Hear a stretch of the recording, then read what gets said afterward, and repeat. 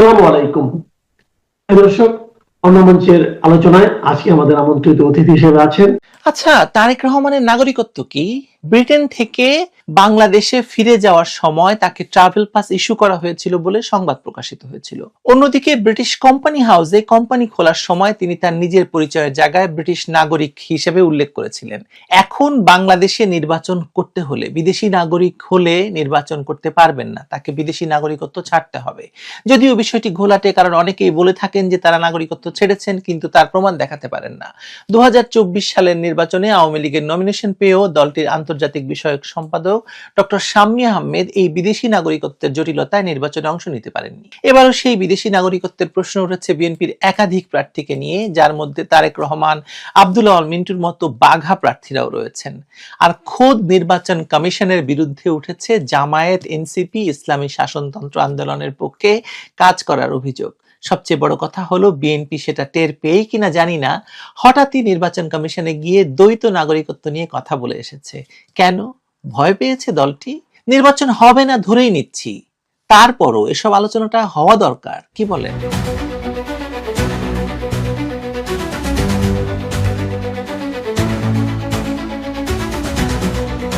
নির্বাচন হবে কি হবে না তা নিয়ে বাংলাদেশে বর্তমানের রাজনৈতিক প্রেক্ষাপট অত্যন্ত ঘোলাটে এবং সংঘাতপূর্ণ। দেশে বর্তমানে একটি অনির্বাচিত, অসাংবিধানিক এবং কার্যত অবৈধ ক্ষমতাসীন সরকার, যারা রাষ্ট্রযন্ত্রকে ব্যবহার করে নিজেদের ক্ষমতা দীর্ঘস্থায়ী করার নীল নকশায় মত্ত। অর্থনীতি ধ্বংসের দ্বার প্রান্তে, সামাজিক অবক্ষয় চরমে এবং রাজনৈতিক পরিসর সংকুচিত হতে হতে শ্বাসরুদ্ধকর অবস্থায় গিয়ে পৌঁছেছে।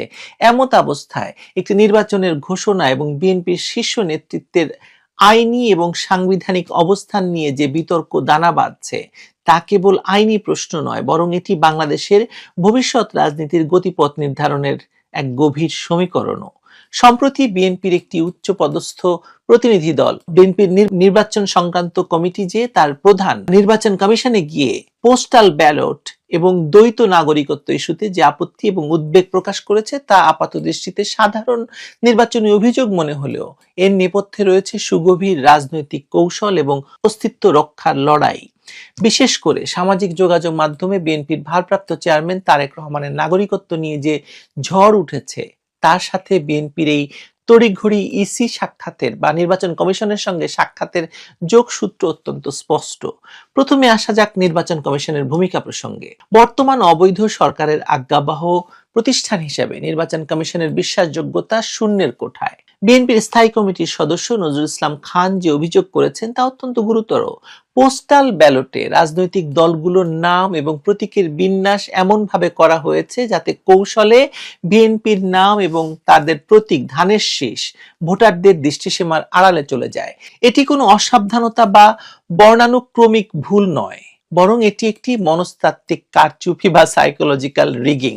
এই সরকার জানে প্রবাসে তাদের জনসমর্থন নেই, তাই পোস্টাল ব্যালট বা অ্যাপের মাধ্যমে ভোট গ্রহণের প্রক্রিয়ায় তারা সূক্ষ্ম কারচুপির আশ্রয় নিচ্ছে। বাহরাইনে যে ব্যালট পেপারটা দেওয়া হয়েছে, মানে একটা ভাইরাল ভিডিওতে দেখা হয়েছে, বিএনপি সেটা উল্লেখ করেছে। তা প্রমাণ করছে যে রাষ্ট্রযন্ত্র ব্যবহার করে দেশের বাইরেও ভোটের ফলাফল পাল্টে দেওয়ার ষড়যন্ত্র চলছে এবং নির্বাচন কমিশন তার অংশ। তবে নির্বাচন কমিশনে গিয়ে নজরুল ইসলাম খানের বক্তব্যের সবচেয়ে গুরুত্বপূর্ণ অংশটি ছিল দ্বৈত নাগরিকত্ব নিয়ে। তিনি বলেছেন, গত 15 বছরে নানা কারণে অনেককে বিদেশে যেতে হয়েছে, তাদের নির্বাচনের বাইরে রাখা উচিত হবে না। এই বক্তব্যটি বর্তমান সময়ের সবচেয়ে বড় রাজনৈতিক প্রশ্নের জন্ম দিয়েছে। তিনি কি পরোক্ষভাবে দলের শীর্ষ নেতা তারেক রহমানের অনাগত আইনি জটিলতা মোকাবেলার ক্ষেত্র প্রস্তুত করলেন? তার মানে কি তারেক রহমান ব্রিটিশ নাগরিকত্ব গ্রহণ করেছেন? কিন্তু এর আগে তো এ ব্যাপারে তাদের পক্ষ থেকে সবসময় অস্বীকারই করা হয়েছিল, তাই না? বাংলাদেশের সংবিধান এবং গণপ্রতিনিধিত্ব আদেশ বা আরপিও অনুযায়ী বিদেশি রাষ্ট্রের নাগরিকত্ব গ্রহণ করলে কোনো ব্যক্তি বাংলাদেশের সংসদ নির্বাচনে প্রার্থী হওয়ার অযোগ্য বলে বিবেচিত হন।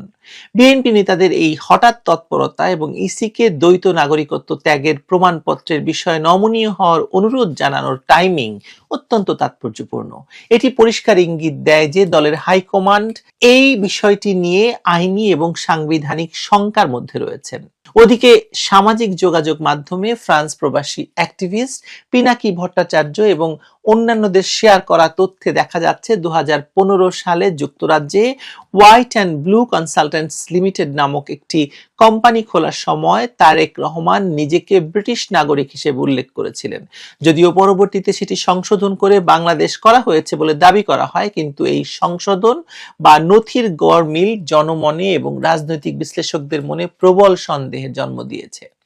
যুক্তরাজ্যে রাজনৈতিক আশ্রয় বা পলিটিক্যাল অ্যাসাইলেমে থাকা এবং ব্রিটিশ নাগরিকত্ব গ্রহণ করা দুটি সম্পূর্ণ ভিন্ন আইনি প্রক্রিয়া। একজন ব্যক্তি যখন রাজনৈতিক আশ্রয়ে থাকেন তখন তিনি কার্যত রাষ্ট্রহীন বা নিজের দেশের পাসপোর্ট ব্যবহারে অক্ষম হতে পারেন, কিন্তু তার মানে এই নয় যে তিনি স্বয়ংক্রিয়ভাবে ব্রিটিশ নাগরিক হয়ে গেছেন। ব্রিটিশ নাগরিক হতে হলে একটি নির্দিষ্ট প্রক্রিয়ার মাধ্যমে রানীর প্রতি আনুগত্য প্রকাশ করে শপথ নিতে হয়। প্রশ্ন হলো, তারেক রহমান কি সেই শপথ নিয়েছেন? যদি তিনি 2015 সালে কোম্পানির নথিতে নিজেকে ব্রিটিশ নাগরিক দাবি করে থাকেন, তবে সেটি কি নিছক টাইপিং এরর নাকি একটি সত্য গোপন করা? একজন শীর্ষ রাজনৈতিক নেতা যিনি দেশের প্রধানমন্ত্রী হওয়ার স্বপ্ন দেখছেন এবং তাকে প্রধানমন্ত্রী হিসেবে ইতিমধ্যেই অনেকে মানছেন, তার পক্ষে এমন ভুল কি গ্রহণযোগ্য? আর যদি তিনি সত্যি ব্রিটিশ নাগরিকত্ব গ্রহণ করে থাকেন, তবে বাংলাদেশের সংবিধান অনুযায়ী তিনি নির্বাচনে অযোগ্য। এই সত্যটি বিএনপি নেতারা জানেন বলেই কি নির্বাচন কমিশনে গিয়ে দ্বৈত নাগরিকত্বের আইনি প্যাচ খেলার চেষ্টা করছেন বা খোলার চেষ্টা করছেন তারা? মজার ব্যাপার হলো, তারেক রহমানের স্ত্রী ডাক্তার জুবাইদা রহমান এবং কন্যা জাইমা রহমান দুজনেই ব্রিটিশ নাগরিক বলে প্রমাণ রয়েছে। তারা যদি তারেক রহমানের ডিপেন্ডেন্ট হয়ে থাকেন, তাহলে তারা যে প্রক্রিয়ায় ব্রিটিশ নাগরিক হয়েছেন তারেক রহমানেরও একই প্রক্রিয়ায় ব্রিটিশ নাগরিক হওয়ার কথা, কিন্তু সে কথা হয়তো গোপনই থাকছে আপাতত। ভাইরাল পোস্টে তারেক রহমানকে সবুজ পাসপোর্টের প্রমাণ দাখিল করার অনুরোধ জানানো হয়েছে। এটি একটি আবেগ ঘন আবেদন হলেও এর আইনি ভিত্তি কিন্তু খুব শক্ত। বিগত সরকার দাবি করেছিল যে তারেক রহমান তার পাসপোর্ট লন্ডনস্থ বাংলাদেশ হাই কমিশনে জমা দিয়ে নাগরিকত্ব বর্জন করেছেন। বিএনপি বরাবরই দাবি করে আসছে যে তিনি রাজনৈতিক আশ্রয়ে ছিলেন এবং পাসপোর্ট নবায়ন করতে না দেওয়ায় তিনি তা জমা দিতে বাধ্য হয়েছেন। কিন্তু এখানে মূল সমস্যা হলো স্বচ্ছতার অভাব। পাসপোর্ট না থাকা এবং নাগরিকত্ব না থাকা এক বিষয় নয়, কিন্তু তারেক রহমান যদি ব্রিটিশ পাসপোর্টধারী হয়েই থাকেন, তবে তাকে অবশ্যই সেই পাসপোর্ট বা নাগরিকত্ব সারেন্ডার করার দালিলিক প্রমাণ দাখিল করতে হবে নির্বাচন করতে হলে। বর্তমান অবৈধ সরকার এবং তাদের নিয়ন্ত্রিত নির্বাচন কমিশন হয়তো তারেক রহমানকে এজন্য কিছু বলবে না বা তার সম্পর্কে জনসম্মুখে কিছু প্রকাশ করবে না, কিন্তু তারেক রহমানের রাজনৈতিক প্রতিপক্ষরা কি তাকে ছেড়ে দেবে? তারা তো তারেক রহমানকে বিদেশি নাগরিক বলে নির্বাচন থেকে দূরে রাখার চেষ্টা করবেই, তাই না? বর্তমান সরকার দেশটিকে একটি ব্যর্থ রাষ্ট্রে পরিণত করেছে। ব্যাংকগুলো দেউলিয়া, বিচার বিভাগ পরাধীন এবং প্রশাসন দলীয় ক্যাডারে পূর্ণ। এই পরিস্থিতিতে জনগণ একটি পরিবর্তন চায়। সেই পরিবর্তনের কাণ্ডারি হিসেবে বিএনপি তারেক রহমানকে সামনে এনেছে, কিন্তু তারেক রহমানের নাগরিকত্ব নিয়ে এই অস্পষ্টতা বিএনপির রাজনৈতিক ভবিষ্যৎকে টালমাটাল করে দেবে, তাতে কোনো সন্দেহ নেই। এখনো বিষয়টি ফেসবুক পর্যায়ে আছে। দু একদিনের মধ্যেই হয়তো বিষয়টি নিয়ে মাঠ গরম করা হবে এবং এই তারেক রহমানের শত্রুপক্ষ বা নির্বাচনে তাদের প্রতিপক্ষ যারা আছেন তারা এটি নিঃসন্দেহে জনগণের কাছে নিয়ে যাবেন এবং তারপর সংঘর্ষ অনিবার্য হয়ে উঠবে। জনগণ তাদের নেতার কাছে শতভাগ সততা এবং স্বচ্ছতা আশা করে। তারেক রহমান যদি ব্রিটিশ নাগরিক না হন, তবে এখনই উপযুক্ত সময় তা প্রকাশ্যে ঘোষণা করার এবং তার দালিলিক প্রমাণ উপস্থাপন করার। আর যদি তিনি কৌশলগত কারণে নাগরিকত্ব নিয়েও থাকেন, তবে সংবিধানের 66 অনুচ্ছেদের দোহাই দিয়ে তাকে আটকানোর যে ছক তার বিরোধীরা কষছে, তা মোকাবিলার জন্য বিএনপিকে কেবল নির্বাচন কমিশনের ধর্ণা দিলেই হবে না, বরং আইনি এবং রাজপথের লড়াইয়ের প্রস্তুতি নিতে হবে। তারেক রহমান কি ব্রিটিশ নাগরিক? এই প্রশ্নের উত্তর কেবল একটি হ্যাঁ বা না এর মধ্যে সীমাবদ্ধ নয়। এটি বাংলাদেশের আগামী দিনের ক্ষমতার রাজনীতির চাবিকাঠি। জনগণের সামনে আপন স্বচ্ছতা, সততা এবং জবাবদিহিতা নিশ্চিত করা এখন তারেক রহমানের জন্য ফরজ কাজ হয়ে দাঁড়িয়েছে। সবুজ পাসপোর্ট কেবল একটি ট্রাভেল ডকুমেন্ট নয়, এটি এদেশের মাটি, মানুষের প্রতি আনুগত্যের প্রতীকও। বিদেশি নাগরিকত্বের অভিযোগ মাথায় নিয়ে গণতন্ত্র পুনরুদ্ধারের লড়াইয়ে নেতৃত্ব দেওয়া নৈতিকভাবে দুর্বল অবস্থান তৈরি করে দেবে এই পাসপোর্ট সংক্রান্ত জটিলতা। তাই সময় এসেছে ধোঁয়াশা কাটানোর, নতুবা এই একটি আইনি দুর্বলতাই হতে পারে ইউনূসের ফ্যাসিবাদী সরকারের হাতে বিএনপিকে ঘায়েল করার সবচেয়ে বড় অস্ত্র। ইউনূস সরকার তো তাই চাইছে। বিএনপি নির্বাচন কমিশনে গিয়ে যে উদ্বেগের কথা জানিয়েছে তা থেকেই বোঝা যায় ধোঁয়াশা আছে। ইউনূসের বর্তমান অসাংবিধানিক সরকার যে কোনো মূল্যে নির্বাচন বানচাল করতে চাইবে, এটা স্বাভাবিক।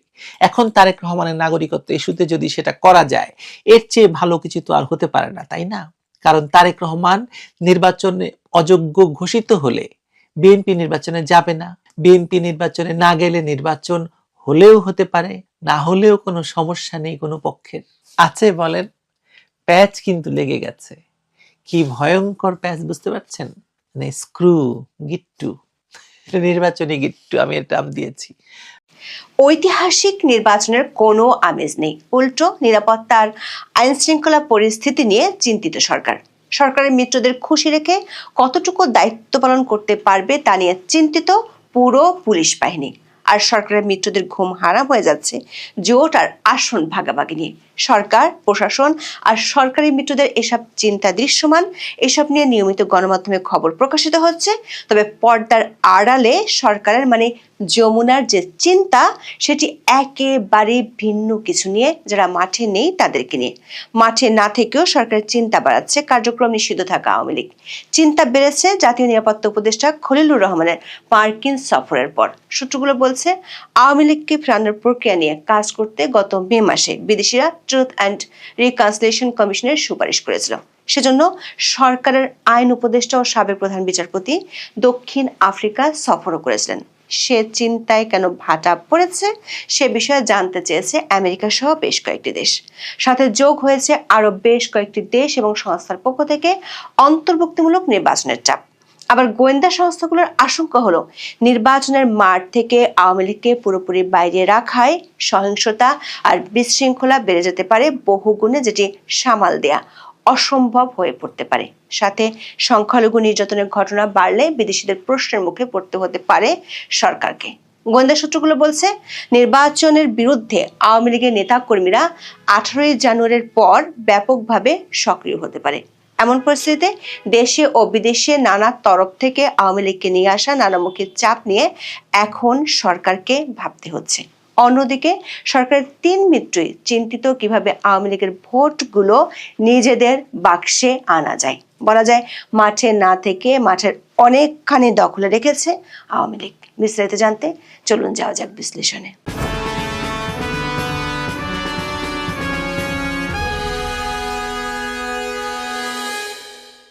নির্বাচনে সুষ্ঠু পরিবেশ বজায় রাখতে সবচেয়ে বড় দরকার শক্তিশালী আইন শৃঙ্খলা বাহিনী। কিন্তু গণমাধ্যমের খবর হলো, ভোটকে ভয় পাচ্ছে পুলিশ। ভোটের দিন স্বাধীন ও চাপ মুক্তভাবে দায়িত্ব পালন করা যাবে কিনা তা নিয়ে বাহিনীর ভেতরে সৃষ্টি হয়েছে এক ধরনের ভীতি, শঙ্কা। পুলিশের শীর্ষ কর্মকর্তাদের আশঙ্কা, মাঠ পর্যায়ে রাজনৈতিক ও অন্যান্য চাপের কারণে নিরপেক্ষভাবে দায়িত্ব পালন বাধাগ্রস্ত হতে পারে। সে কারণে নির্বাচনের দিন আইন অনুযায়ী স্বাধীনভাবে দায়িত্ব পালনে সরকারের কাছ থেকে নিশ্চয়তা চায় পুলিশ। আবার প্রতিদিনই খুন আর সন্ত্রাসী ঘটনা ঘটছে, যা নিয়ে সুষ্ঠু ও শান্তিপূর্ণ ভোট নিয়ে জনমনে আছে আতঙ্ক। বিশেষ করে সরকারের মিত্ররা গত 17 মাসে পুলিশের উপর যে পরিমাণ মব সন্ত্রাস চালিয়েছে তা নিয়ে চিন্তিত সরকার। অবশ্য সরকারের মিত্ররা আপাতত ব্যস্ত নিজেদের ঘোষিত জোটের ভাঙ্গন ঠেকাতে। ইসলামী ভোট একই বাক্সে আনার ঘোষণা দিয়ে জামাত ইসলামী সহ 8টি দল জোটের ঘোষণা দিয়েছিল। পরে সে জোটে যোগ দেয় সরকারি kings party, NCP, AB party ও এলডিপি। এনসিপির যোগ দেওয়ার পরে আসন ভাগাভাগি নিয়ে শুরু হয় জোটের বিবাদ। আসন ভাগাভাগি নিয়ে এই 11 দলীয় জোট যৌথ ঘোষণা দেওয়ার কথা থাকলেও তা ভেস্তে গেছে। দৈনিক প্রথম আলোর খবরে বলা হয়েছে, জামাত ইসলামীর সঙ্গে আসন সমঝোতা যখন জটিলতায়, তখন নতুন জোটের ইঙ্গিত দিলেন ইসলামী আন্দোলন বাংলাদেশের জ্যেষ্ঠ যুগ্ম মহাসচিব ও মুখপাত্র গাজী আতাউর রহমান। গাজী আতাউর রহমান বলেন, 20 জানুয়ারি হলো মনোনয়নপত্র প্রত্যাহারের শেষ দিন। নির্বাচন হলো ফেব্রুয়ারির 12 তারিখ। ফেব্রুয়ারির 12 তারিখের আগ পর্যন্ত যে কোনো কিছু ঘটতে পারে। একাধিক গণমাধ্যমের খবর বলা হয়েছে, জামাত ইসলামী নিজেদের জন্য 109টি আসন রেখে মিত্রদের জন্য 110টি ছেড়ে দিতে চায়। সেখানে চরমোনাই পীরের ইসলামী আন্দোলন 50টি আসন চাইছে, কিন্তু জামাত 40টির বেশি আসন ছাড়তে রাজি নয়। সমস্যা আছে মাওলানা মামুনুল হকের সাথেও। আশঙ্কা দেখা দিয়েছে আসন সমঝোতা না হলে এই জোট থেকে জামাত ছাড়া বেশিরভাগ ইসলামিক দল বেরিয়ে যেতে পারে। দর্শক, এইসব দৃশ্যমান চিন্তার বাইরে সরকারকে সামাল দিতে হচ্ছে অদৃশ্যমান একটি বিষয়কে, সেটি হলো কার্যক্রম নিষিদ্ধ থাকা আওয়ামী লীগ ও অন্তর্ভুক্তিমূলক নির্বাচনের চাপ। গত বছরের 12ই মেতে সরকারের নির্বাহী আদেশে আওয়ামী লীগকে নিষিদ্ধ করার পর নির্বাচনে আওয়ামী লীগ অংশ নিতে পারবে কিনা, দলটি যদি নিষিদ্ধ থাকে তাহলে তার ভোটাররা কি করবে, এসব নিয়ে বহু আলোচনা হয়েছে। সবশেষ বাংলাদেশের আগামী সংসদ নির্বাচনকে অন্তর্ভুক্তিমূলক করার আহ্বান জানিয়েছেন 4 ব্রিটিশ এমপি। তারা বলেছেন, সব দলের অংশগ্রহণ না থাকলে কোনো নির্বাচনকে গণতান্ত্রিক বলা যায় না। হাউস অব কমন্সের এই 4 এমপি হলেন Bob Blackman, Jimmy Shannon, Jas Athwal এবং ক্রিস ল। বিবৃতিতে তারা বলেন, ফেব্রুয়ারি নির্বাচনের অপেক্ষায় থাকা বাংলাদেশ গুরুত্বপূর্ণ সন্ধিক্ষণে দাঁড়িয়ে আছে, কিন্তু এমন পরিস্থিতিতে ব্যাপক জনসমর্থন থাকা রাজনৈতিক দলগুলোর উপর বর্তমানে নিষেধাজ্ঞা রয়েছে। এক্ষেত্রে জাতিসংঘের পাশাপাশি যুক্তরাজ্য বাংলাদেশের দীর্ঘদিনের মিত্রদের পরামর্শ উপেক্ষা করা হয়েছে। এই 4 ব্রিটিশ এমপি বলেছেন, মুক্ত, সুষ্ঠু ও অন্তর্ভুক্তিমূলক নির্বাচন না হলে বাংলাদেশের লাখ লাখ সাধারণ নাগরিক ভোটাধিকার থেকে বঞ্চিত হবেন এবং তারা ভোট দিতেই যাবেন না। বিবৃতিতে বলা হয়, সব প্রধান রাজনৈতিক দলের অংশগ্রহণ ছাড়া অনুষ্ঠিত কোনো নির্বাচনকে গণতান্ত্রিক বলা যায় না। বাংলাদেশের ভোটারদের উপর এমন বিধিনিষেধ আরোপ করা ডক্টর মোহাম্মদ ইউনূসের নেতৃত্বে অন্তর্বর্তী সরকার উচিত হয়নি, যারা কিনা নিজেরাই অনির্বাচিত। দর্শক, এর আগে ব্রিটিশ, আমেরিকান ও অস্ট্রেলিয়ান সংসদ সদস্যরা এমন চিঠি দিলেও অধ্যাপক ইউনূস তার আগের অবস্থানই অনড় ছিলেন, যে অবস্থানটি তিনি প্রকাশ করেছিলেন 2024 সালের 30 অক্টোবর। ওই দিন ব্রিটিশ সংবাদ মাধ্যম দ্য ফিনান্সিয়াল টাইমসকে দেওয়া এক সাক্ষাৎকারে তিনি বলেছিলেন, সাবেক প্রধানমন্ত্রী শেখ হাসিনা এবং তার দল আওয়ামী লীগ কোনো স্থান পাবে না বাংলাদেশে। তবে একাধিক সূত্রে জানা গেছে, জাতীয় নিরাপত্তা উপদেষ্টা খলিলুর রহমানের আমেরিকা সফর অধ্যাপক ইউনূস ও তার পরিষদকে চিন্তায় ফেলেছে। 8 থেকে 12 জানুয়ারি আমেরিকা সফর করেন খলিলুর রহমান। সেখানে অ্যালিস্টার হুকার ও পল কাপুর সহ তিনি বেশ কয়েকজন মার্কিন শীর্ষস্থানীয় কর্মকর্তার সাথে বৈঠক করেন। জানা গেছে, সেসব বৈঠকে মার্কিনীদের পক্ষ থেকে 7টি বিষয় বাংলাদেশের অন্তর্বর্তী সরকারের নজরে আনা হয়। সেই 7 বিষয়ের মধ্যে একটি হলো আওয়ামী লীগ ও সামনে নির্বাচন। জানা গেছে, ওই বৈঠকে ট্রুথ অ্যান্ড রিকনসিলিয়েশন কমিশন গঠনের বিষয়টি আলোচনায় উঠে আসে অন্তর্ভুক্তিমূলক নির্বাচনের বিষয়।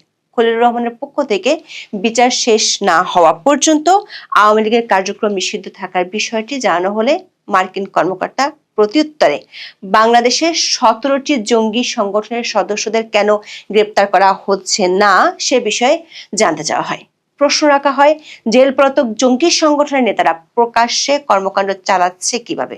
দর্শক, গত বছরের মে মাসে বিদেশি বেশ কয়েকটি দেশ ও সংস্থার পক্ষ থেকে সরকারকে ট্রুথ অ্যান্ড রিকনসিলিয়েশন কমিশন গঠনের প্রস্তাব দেওয়া হয়েছিল। 10 মে আইন উপদেষ্টা আসিফ নজরুল জানিয়েছিলেন, এই কমিশন গঠন করবে সরকার। পৃথিবীর বিভিন্ন দেশে এ ধরনের কমিশন গঠন করার জন্য দক্ষিণ আফ্রিকার কথা স্মরণ করা হয়।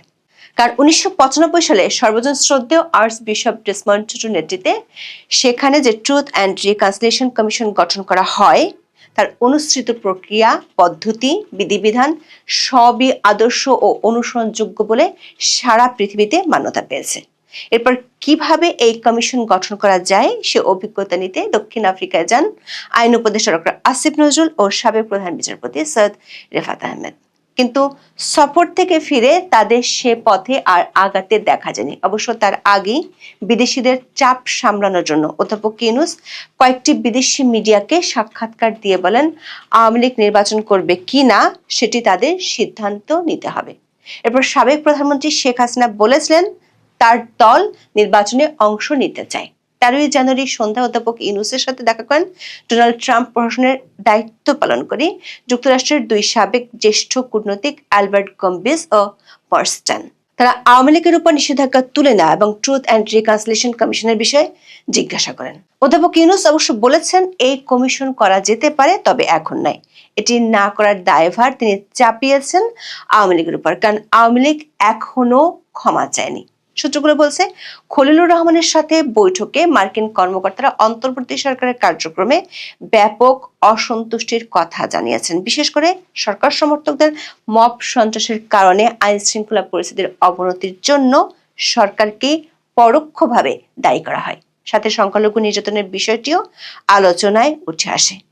এমন পরিস্থিতিতে বাংলাদেশের নির্বাচনের গ্রহণযোগ্যতা বিরাট প্রশ্নের মুখে পড়তে পারে বলে জানান মার্কিন কর্মকর্তারা। খলিলুর রহমানের ওই সফরের পর থেকে অধ্যাপক ইউনূস ও তার পরিষদের চিন্তা অনেকখানি বেড়েছে। বিশেষ করে বাংলাদেশের অভ্যন্তরীণ রাজনীতিতে বিদেশি কূটনীতিকদের যে টুইস্ট গ্রুপ, সেটির কর্তৃত্ব অনেকখানি ব্রিটিশ ও মার্কিনীদের হাতে। আবার ভারতের পক্ষ থেকেও অনেক দিন ধরে অন্তর্ভুক্তিমূলক নির্বাচনের কথা বলা হচ্ছে। ফলে শেষ পর্যন্ত ঐতিহাসিক নির্বাচন নিয়ে বিদেশিদের সমর্থন যদি পাওয়া না যায়, সেটি নোবেল বিজয়ী ইউনূসের জন্য একটা বড় ধাক্কা। এমন চিন্তার সাথে যোগ হয়েছে গোয়েন্দাদের আশঙ্কা। গোয়েন্দা রিপোর্টগুলো বলছে, কার্যক্রম নিষিদ্ধ থাকা আওয়ামী লীগ 18 জানুয়ারির পর থেকে মাঠে নামতে পারে। বিশেষ করে আগের মতো জটিকা মিছিল শুরু করলে জনমনে ভোট নিয়ে শঙ্কা আরো বাড়তে পারে। অন্যদিকে সরকার মিত্রদের চিন্তা আওয়ামী লীগের ভোট ব্যাংক নিয়ে। বিবিসি বাংলার খবরে বলা হয়েছে, বাংলাদেশের 2026 সালের জাতীয় নির্বাচনে আওয়ামী লীগের ভোট ব্যাংক একটা বড় ভূমিকা রাখতে পারে বলে মনে করেন মাঠ পর্যায়ের সম্ভাব্য প্রার্থীদের অনেকেই। দল হিসেবে আওয়ামী লীগ নির্বাচনের বাইরে থাকার সম্ভাবনায় নৌকার সমর্থক ভোটারদের আকৃষ্ট করতে বিভিন্ন দলের মাঠ পর্যায়ের জোর তৎপরতা দৃশ্যমান হচ্ছে। এজন্য স্থানীয় পর্যায়ে নৌকার সমর্থকদের নিরাপত্তার আশ্বাস, মামলা, হামলা ও হয়রানি থেকে রক্ষার ও নানা রকম প্রতিশ্রুতি দেওয়া হচ্ছে। রাজনৈতিক কার্যক্রম নিষিদ্ধ করায় আওয়ামী লীগের পক্ষে নির্বাচনে অংশ নেওয়া অনিশ্চিত হয়ে পড়েছে। ফলে দলটির ভোটারদের সমর্থন আদায়ে নানা কৌশল ও তৎপরতা দেখা যাচ্ছে প্রধান রাজনৈতিক দলগুলোর মাঠ পর্যায়ের প্রার্থীদের। এরই মধ্যে আওয়ামী লীগকে নিয়ে জামাত ও বিএনপি নেতাদের বক্তব্য সামাজিক যোগাযোগ মাধ্যমে আলোচনায় এসেছে। দর্শক, যমুনা ও তার মিত্রদের এমন নানামুখী চিন্তা ও চিন্তার পরিধি সামনের দিনগুলোতে আরো বাড়বে এমন আভাসই দিচ্ছে একাধিক সূত্র। এখন দেখা যাক ম্যাজিক ম্যান ইউনূস কিভাবে এসব চাপ সামাল দেন। এখন এ পর্যন্ত সবাই ভালো থাকুন, সুস্থ থাকুন, নিরাপদে থাকুন।